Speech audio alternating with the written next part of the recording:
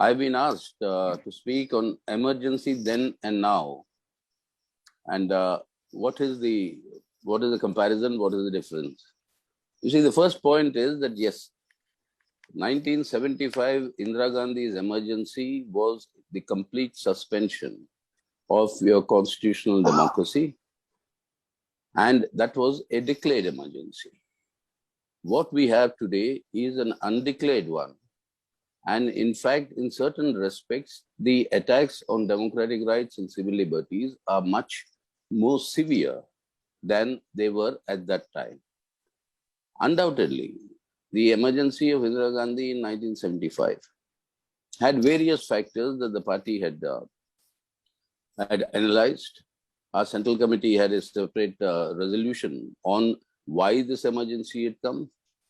The crisis, the economic crisis and the crisis of the ruling classes and the path of economic development they were following.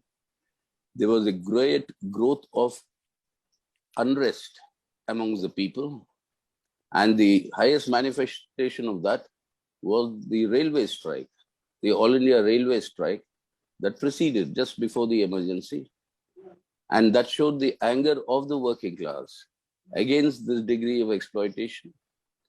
There was infighting within the Congress party. The Congress party lost the elections in Gujarat. There was a big anti-corruption movement that was going on in Bihar under the leadership of Jayaprakash Narayan. And corruption, anti-corruption, anti-Congress, that sentiment among the people was growing.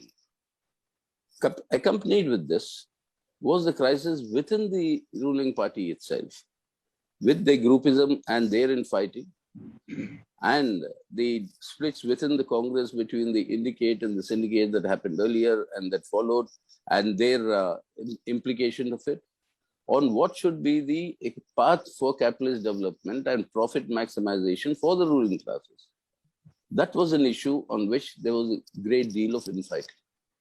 And then finally came the Allahabad High Court judgment, where the election of Indira Gandhi itself was nullified. And that was the final straw in order to maintain herself and the position and to consolidate herself internally within the Congress and to quell the growing people's movement all across the country, which was having a very anti-Congress, a very, very sharp anti-Congress turn. That emergency was imposed in order to control all that. And in the process, a presidential proclamation was issued. And that resolution was finally discussed in the parliament, even during those days. Covered A.K. Gopalan from our party, he was released after a week in jail. And his speech there has been very famous. I mean that is what set the tone for the fight against the emergency. And to my generation, when we were all students, that was the first attack on democracy, which we took it for granted after independence. And this was formally done through a resolution in the parliament. And this abrogation of all these rights, the fundamental rights, the suspension of the parliament, extending it for 6 years instead of 5, and the trampling on the state and the state assemblies, all this was accompanied by very severe censorship and draconian laws like the MISA, Maintenance of Internal Security Act, and the various other DIR, Defense of India rules. And under this, thousands of people were arrested, and particularly all the major opposition leaders. Our own party, more than 2,000 of our comrades were arrested. Party had to go underground, conduct the resistance, and that united people's resistance finally pushed the situation to a brink where Indira Gandhi was forced to call for an election. Of course, with the presumption that she is going to sweep it, which is what the IB reportedly then gave her the information. But nevertheless, once the elections were announced, there was a big national upsurge and for the restoration of democracy. And all of us know the history that happened later. Indira Gandhi was defeated and all the laws that were promulgated all the amendments that were made to the Constitution for declaring the emergency were all annulled, and we succeeded in establishing the democratic structures back. However effective, but they were back as law. But that was a big battle of the Indian people that was conducted against an official declared emergency. And you had press censorship of the worst variety. You had also his master's voice or her master's voice in terms of the then growing Doordarshan that was coming in, and then the entire propaganda machinery of the government. So, I mean, all this was there for about 21 months, and in the later stages reducing. And then you had slum clearances, forcible evictions of people, and forcible sterilization of particularly the minority communities in order to control the population. And with all these factors, that was something that the people of India rejected. What happened then was, and this is important to understand when we compare it with today, what happened then was that your constitutional rights and constitutional democracy was suspended. Because it was suspended, it could be restored. What is happening today with this undeclared emergency? Undeclared in the sense that it has not come through any official presidential ordinance or a proclamation or any resolution in the parliament. But in practice, what is happening today is not the suspension of our constitutional democracy and rights guaranteed by the Constitution, democratic rights, civil liberties, human rights. But what is happening today is the destruction of this very Constitution and its fundamental pillars. In that sense, though it is not a formally declared emergency, but the battle that is taking place today is a battle that has much graver implications for our country's future. Yes, that was a big battle that had to be won. That was won. Emergency was declared, Indira Gandhi defeated, different matter, she came back. And she came back as an MP from your state, where she contested the elections, and we were all making posters asking the people of Karnataka to defeat her. But then she was back in parliament, and then you know what happened after 1980, etc., etc. So the difference, the crucial difference between the two is that it's not an issue of declared, undeclared. What was suspended then could be restored. What is happening today is destruction. And this destruction has to be stopped and reversed. And that is the battle that we are engaged in today. That is the fundamental difference that we have to understand. Why I'm saying it's a destruction, I'll come to. Yeah. Now, to understand this, why I'm saying it's aimed at destroying this constitution and this constitutional order, we have to go back into the history of our freedom struggle very briefly. That itself is a separate class that will have to be required. So I'm very briefly recapitulating the point so that we understand why do they pose this sort of a danger of destruction of this secular democratic republic under our constitution. During the freedom struggle, three visions of what should be the character of independent India emerged. There's a long history to it. But these three visions that emerged, the leader of the Indian national movement, the Congress Party, recognizing the diversity and plurality of India, its multilingual, multi-religious, multi-ethnic, nature of our people, came to the conclusion that a future independent India can only be a secular democratic republic. Correct. The communist vision, the second vision, which argued saying that yes, it has to be a secular democratic India. On that, there's no dispute, but it cannot stop there. This secular democratic India will have to move towards socialism, towards giving actual economic equality to the people.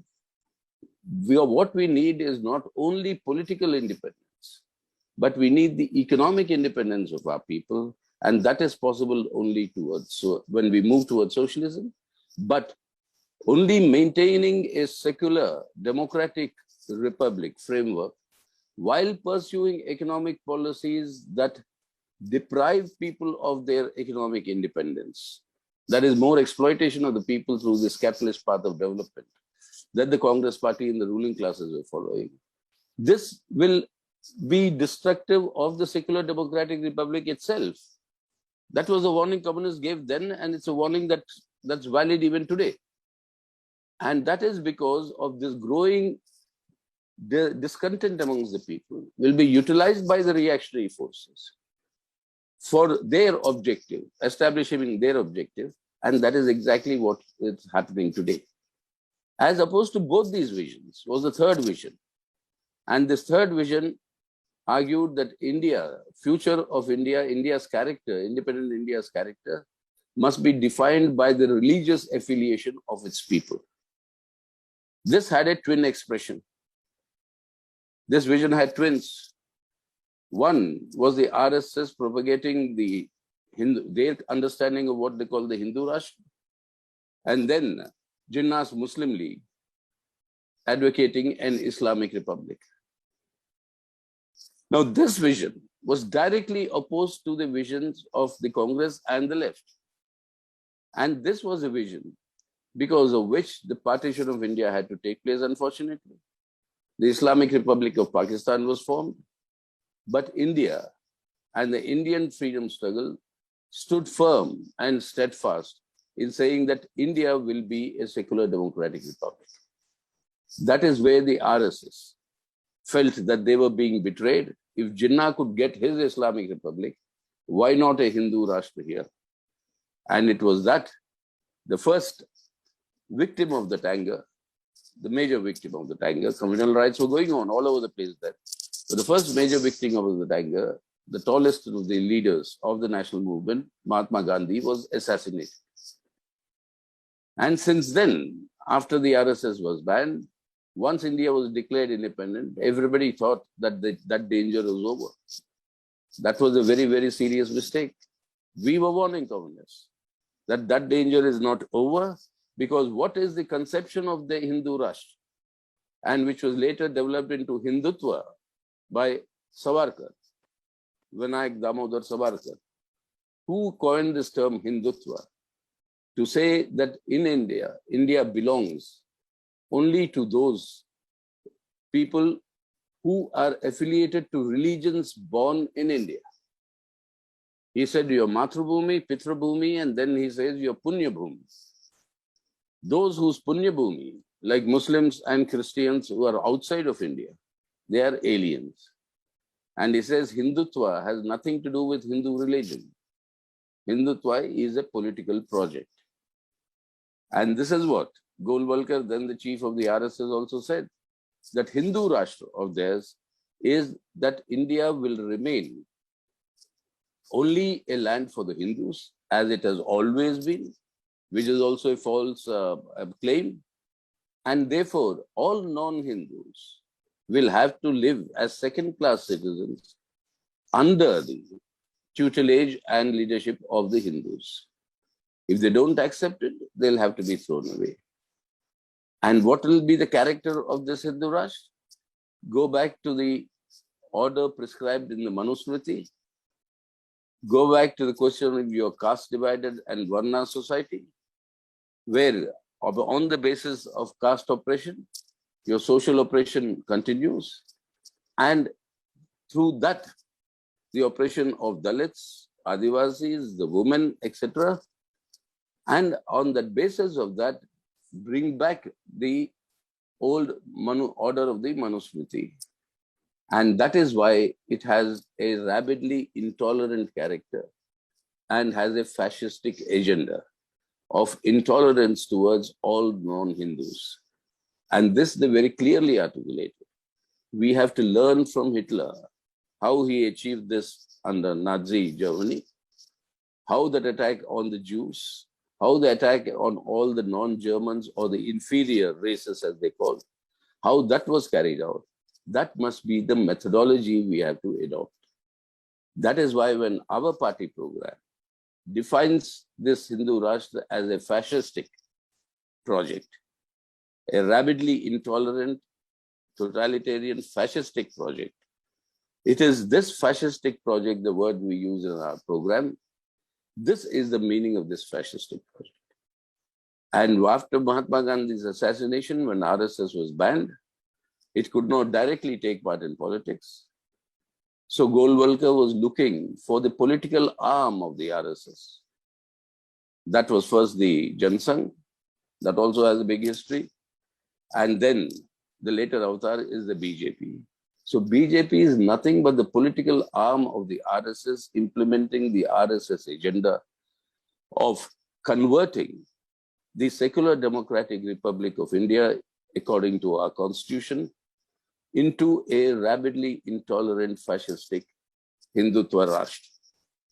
And that is why, to achieve that purpose, they require to destroy this constitution and its constitutional guarantees that it gives to the people, so that only through the destruction of this constitution can their project succeed of converting India into a Hindutva Rashtra.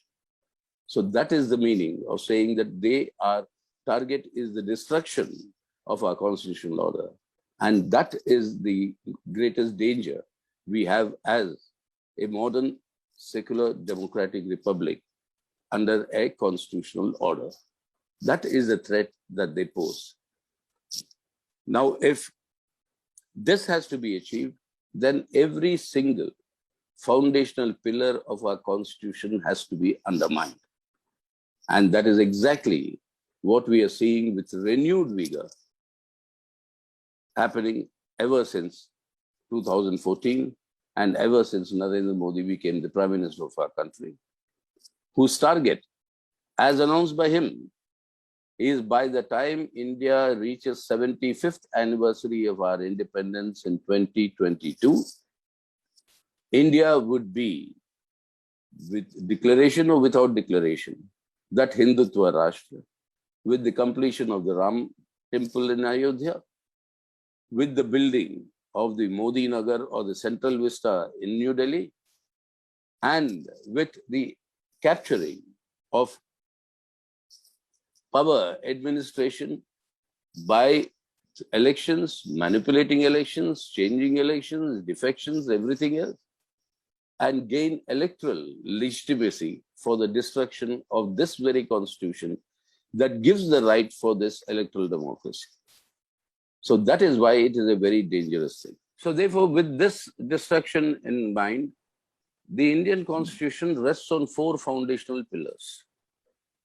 These four foundational pillars are secular democracy, they are social justice, the third is federalism, center-state relations, and the fourth is economic self-reliance or economic sovereignty of our country and its people. Each one of them is now under tremendous assault during the last 7 years. Let's take economic self-reliance or economic sovereignty. The slogan Modi gives is economic self-reliance, Atmanirbhar Bharat. But the entire economic policies that are being forward is actually not economic self-reliance, but it is economic self-subservience to foreign and domestic capital. Everything is being privatized, as all of us know. Every rights of the working people are being trampled upon, like what happened with all the trade union rights and labor laws. Every area of our economy is encroached and handed over to private capital and corporates. Now the latest is the agriculture and the big farmers' struggle that is continuing for 7 months and more. And that is an indication of how they want to hand over our agriculture, our annadatas, our harvest to multinational corporations and to big Indian corporates for their profit maximization. Every single mineral resource, the mining of it is privatized. Every single public utility, except for air now, but even that is coming under pressure. Everything else is now has to be bought by the people. Every single water, electricity, everything else. And in this way, this privatization is completely destroying the self-sufficient basis of the Indian economy and people's rights to public utilities and public services. Likewise, this privatization continues in the field of health, which we are seeing having devastating impact during this pandemic, on privatization of education, of every other service that you can think of. What is actually therefore emerged today is the implementation of these neoliberal reforms with a vengeance that is happening in the last 7 years. And in the process, a new nexus has developed in our country. And that nexus is what the Central Committee defined as the corporate communal nexus. And this corporate communal nexus is breeding the worst type of crony capitalism and is breeding the worst and the highest forms of political corruption that the country has known. So that foundational pillar is being destroyed with this loot of our national wealth and people's wealth. National assets and people's wealth are being looted in order to achieve this purpose in the name of economic self-reliance. It's actually a subservience to the rule of capital with the emergence of this communal corporate nexus. Then take the other pillar of secular democracy. Secularism we have seen with this entire campaigns of hate, violence against the minorities. You've seen the manner in which the marginalization of minorities is taking place. This is the first time in India's history that a ruling party in the parliament, in the Lok Sabha, does not have a single Muslim MP. The first time in assemblies like in Uttar Pradesh, where the ruling party does not have a Muslim MLA. The marginalization of the Muslims, the marginalization of the religious minorities, that is proceeding in a big way, along with the campaigns of hate, violence. And this is undermining the foundations of secularism. Democracy. You see today, even Modi tweeted, say we cannot forget 21 months of emergency. 34 months, the Bhima Koregaon detainees are under UAPA, under this Modi government, without a single charge being proved or even heard in the courts. Likewise, any dissent of this government is termed as anti-national and arrested under UAPA and Sedition Acts. So any democratic rights, civil liberties and human rights have today reached the lowest ebb in our country, recognized by all international surveys, whether it's the World Freedom Index, whether it's the World Hunger Index, I mean, in terms of the liberty of people. In every single index, we are in fact today called an electoral autocracy. India has been reduced to an electoral autocracy, the destruction of democracy, secular democracy. Then on social justice, you've seen this horrendous, brutal gang rapes of Dalit girls and their murders. You've seen the manner in which the social prejudices against the Dalits and the lower caste has increased tremendously during these 7 years, and how they are targeted by the ruling parties and particularly the BJP, wherever is ruling in those states. Likewise, Adivasis, after a long bitter fight, we got the Forest Rights Act. That is being completely and thoroughly undermined. Your sub-plans for the Dalits and Adivasis, they are not functioning. They're not existing now. And women, the worst atrocities on women have grown during this period, to the extent that there's a dehumanization of our society that is taking place. So the social justice, instead of achieving or moving towards social justice, we are having the social injustice is growing very rapidly. And center-state relations, federalism, with the GST, whatever little rights that the states had to raise resources to meet their own promises, state governments' promises to their own people, those rights have just been vanquished. Even the legitimate dues for the states, GST dues, are not being paid by the center. The burden of managing the pandemic is shoved onto the state governments without no financial assistance. When Modi himself is collecting in his private trust thousands of crores of rupees, which is unaccountable, the PM cares, whatever the name that is given, but no money is transferred to the states. The rights of the states are trampled upon because in order to establish their fascistic Hindutva Rashtra, they require a unitary state, not a federal state. And to achieve that unitary state, this federalism and the principles of federalism have to be destroyed. And that is what has happened. So all the four fundamental pillars are under tremendous danger of being completely destroyed. But in order to achieve this, it is important that every single independent institution established by the Constitution must be undermined and made dysfunctional. That begins with the Parliament. The least number of days that the Parliament met is during these last 7 years. No discussions in Parliament. Brute majority, things are passed. Rajya Sabha, where they don't have a majority, they bypass using some manipulated clause of a money bill in the Constitution.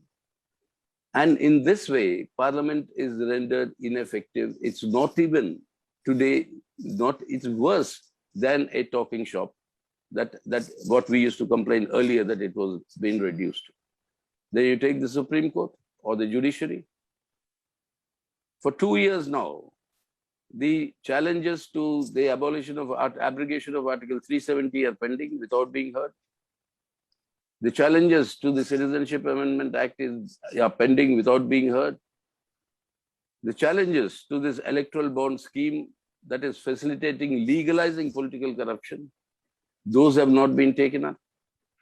The challenges to the EVM and the functioning, etc., and how that should be done, that is not being taken up.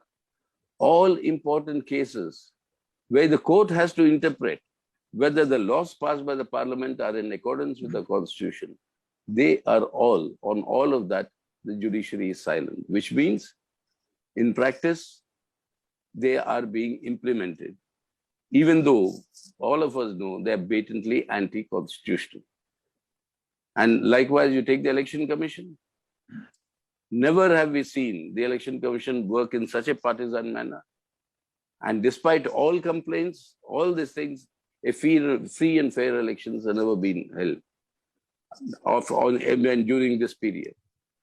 Till date, the final voting figures also are not available in many cases because of the mismatch between what the returning officers note in each booth and what is registered in the EVMs. So this way, that institution is undermined. Then you see the CBI, the ED, they function more as the arm, political arm of the government. All those who are against this government, cases are swept on them. They are harassed. All those who defect from other parties and join the BJP, they are protected. And it is through this blackmail, brandishment, that they are getting political support of various leaders and various regional parties. Now, this way, all the institutions are being undermined. So this is an assault on our Constitution. That is why I said comparison with the emergency of 75 and now, what was suspended then is being destroyed today. That is the danger we have to face. But at the same time, in order to achieve this, they require to mobilize the people in their support. And for that, the main weapon that they have is this communal polarization. Sharpening of communal polarization is the manner in which they want to consolidate the Hindutva communal vote bank. And through the consolidation of that, through the spread of terror, hatred, poisonous propaganda, they wish to consolidate this to garner and maintain their support base, political and social support base. But at the same time, in order to achieve this, it is also necessary to ensure that they are able to control the people's minds and thinking and people's consciousness. And that is why it is important for them to destroy your modern education, however inadequate it was since independence, but to remove any emphasis on scientific temper and scientific thinking. That is why they have to attack reason. And in place of reason, you have unreason. They have to attack rationality. And in place of rationality, you have irrationality. And that is the essence of the new education policy. That instead of students learning the syncretic character of Indian history, the evolution of our civilization, our history is reduced only to the epic stories of Mahabharata and Ramayana. That is history. Nothing else is history. Our philosophy, which various streams that has come in, with Basavanna from Karnataka, to Adi Shankara, to various streams, to Buddhism, to Jainism, to all the things that had the seeds of a materialist basis. This rich philosophical tradition is to be replaced by Hindu theology. And that is why this thing of talking of Vedic education. And to go back there, that is to condition people's minds so that it is easy for irrationality to triumph. What is the difference between rationality and irrationality?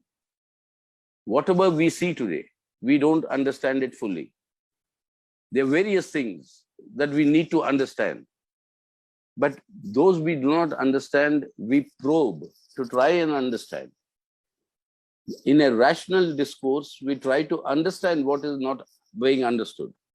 But what does irrationality do? That there is no need of any scientific attempt to understand. If you cannot understand, then it is the supernatural. The supernatural, your faith, is what will make you understand, not reason, not rationality.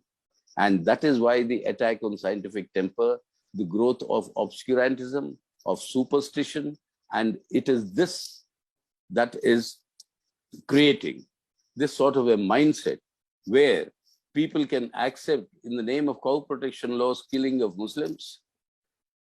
They can accept, in the name of abandoning rationality, they can accept all this poisonous propaganda and the attacks on minorities, and it is to condition that. That means control education.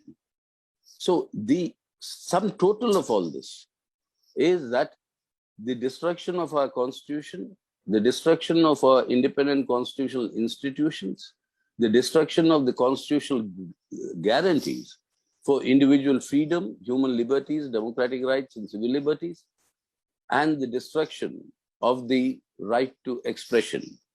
Any dissent today is anti-national, therefore you can be jailed.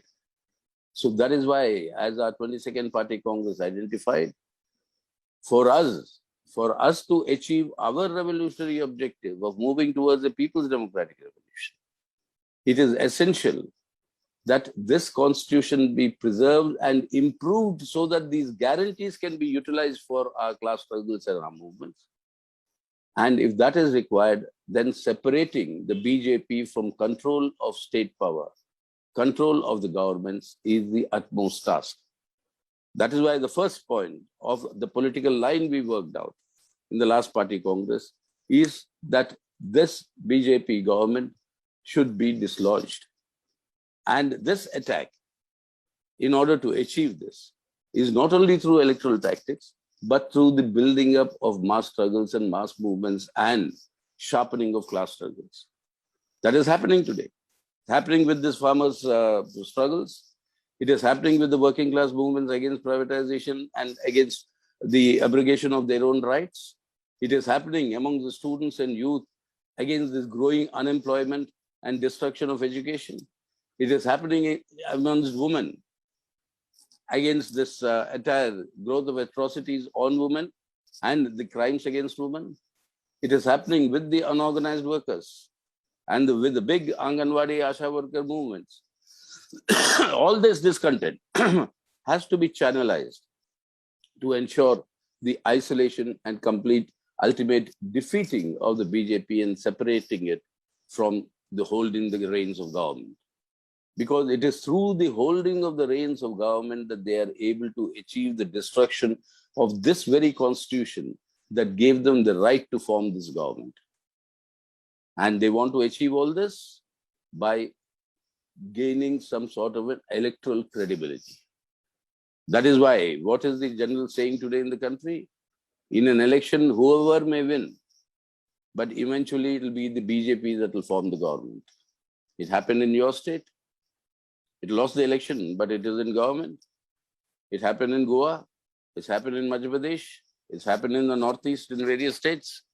And now they are trying to do the same thing in other non-BJP states like in Punjab, like in Rajasthan, like in Chhattisgarh. They target all non-BJP governments in the state in order to gain an electoral legitimacy for the destruction of this very constitution.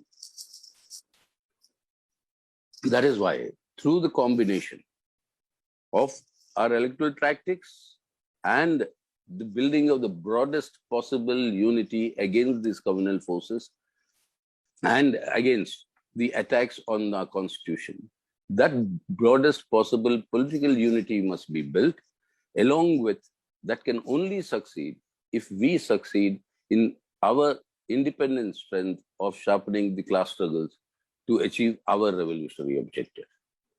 That is the meaning of this emergency today. That in order to achieve, the battle has to be won. And the battle is what? The RSS BJP efforts to take India back into the darkness of our past. Our effort to take India forward into the brightness of the future. On this will depend whether we are able to save India as we know of it today, so that we can change India for the better tomorrow. That is the task before us today. That is the task worked out by the Party Congress and the subsequent Central Committee. And that is the task we have to achieve today, that to sharpen our ideological, organizational, and political struggle against the BJP RSS, and to build the broadest possible unity of the working people in their struggles, which is happening with the growth of the cooperation between the working class, the peasantry, and the agricultural labor. The worker peasant movement is gaining in the country today, and we have to sharpen it much more and to take appropriate tactics whenever the time comes in order to ensure that the BJP is separated from holding the reins of government. So that is the task that is there before us and the party today, and particularly in this very, very, very difficult period of this pandemic, the lockdowns, restrictions on political activity, and where the total mismanagement of this pandemic has led to many, many preventable deaths. The manner in which Modi and the government has handled their Kumbh Melas and their big election rallies and all these things have made matters worse, with new mutants growing in India. And that is how that is going to bypass even the vaccination, even the little vaccination that we have. Till today, I think we are now reaching close to about 6% of our population. And with this rate, it is a very difficult situation we are in. And within this difficult situation, this objective and this purpose and this understanding is something that should be our main concern. And to achieve that today, we have to save this constitution, these constitutional rights, these guarantees, so that we can utilize them for the advancing our revolutionary cause and movement. And that requires the BJP to be separated from government and holding of the state power. So that is the essence of our task today in these conditions. So thank you.